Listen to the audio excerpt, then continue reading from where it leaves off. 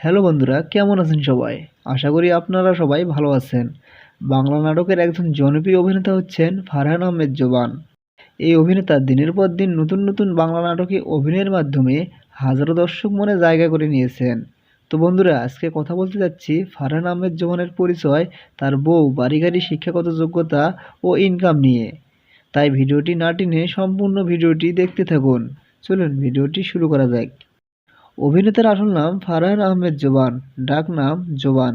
তিনি পেশায় একজন অভিনেতা ও মডেল এবং পাশাপাশি একজন শিক্ষকও। জোবানের জন্মস্থান বাংলাদেশের দিনাজপুর জেলায়, কিন্তু তার বর্তমান ঠিকানা ঢাকা।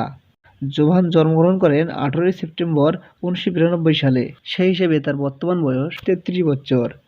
জোবানের উচ্চতা 5 ফুট 8 ইঞ্চি এবং ওজন 67 কেজির মতো।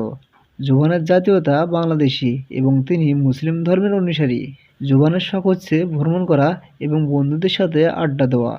জোবানের শিক্ষাগত যোগ্যতার কথা বলতে গেলে তিনি ঢাকা ইউনাইটেড ইন্টারন্যাশনাল ইউনিভার্সিটি থেকে বিবিএ সম্পন্ন করেন।